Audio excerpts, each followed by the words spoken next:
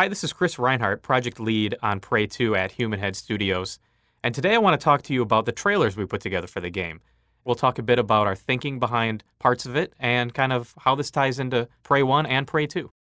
So when we first started working on the reveal for Prey 2, we knew we wanted to do something that was going to connect Prey 1 and Prey 2, and also some way that we're going to reveal our new main character, Killian Samuels, who's a U.S. Marshal on this airplane. You'll see in a minute here, you see Killian walking by with his prisoner. So there's a connection here. There's a strong connection to the first game, because you'll remember there's a part where Tommy from Prey 1 comes across this airplane, and he sees the entire airplane grabbed, pulled onto the giant spherical mothership that's orbiting around the Earth. He sees this entire plane grabbed, and it's smashed. And the aliens go in and pull out all of the people. So when we were designing Prey 2, and we had this new main character, this bounty hunter on this distant planet known as Exodus, we wanted to tell a little bit of his origin story as to how he became a bounty hunter. So we batted around a bunch of different ideas, and one of the things that really resonated with us was this idea that he was on that airplane, because that was a really memorable moment from Prey 1. So we're like, well, that fits perfectly. We can have Killian on this airplane as an air marshal. You can see he's got his gun here, and the cameraman, Charlie, is kind of investigating and checking out what's going on before things start going funny.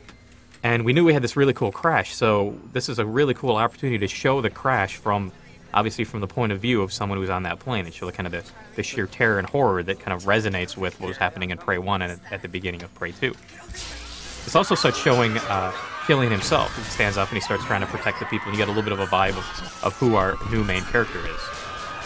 So the other thing is this gives us an opportunity to show some of the other connections of the hunters. Now, some of you who played Prey 1, you'll remember the hunter, who was one of the main bad guys you fight. So there's a hunter that portals onto the airplane and starts attacking the people, and obviously starts causing some serious chaos and havoc.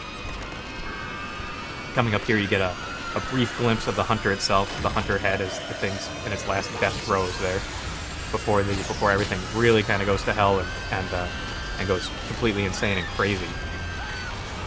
And like I said, this really ties into the connection from Prey 1 to Prey 2, because this is the part where they're grabbing the entire ship, they're pulling the entire ship up to their spherical mothership, which is where they'd go in and grab all the people. You get a really cool glimpse of the sphere for a moment here that's in orbit around the Earth, that clearly there's some madness here as it's invading the Earth.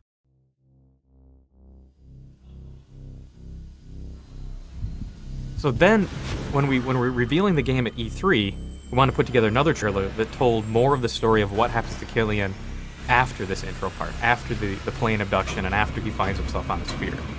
So, and we talk a little bit more about kind of how Killian gets off the sphere, because he gets off the sphere in a very different way than Tommy. If you played Prey 1, you know Tommy blows up the entire sphere. There's a spoiler, sorry. So at the beginning here, Killian wakes up, he's on the sphere, doesn't realize that he's on a distant planet, or he's on this planet orbiting around the Earth. He sees the plane crash and looks up, sees the Earth is there. He's kind of freaking out. Bam! Killian's knocked out. So you see Killian wakes up on this distant planet known as Exodus and establishes himself as a bounty hunter. We'll talk a little bit more about that, but you're going to have to watch the next part of the developer commentary.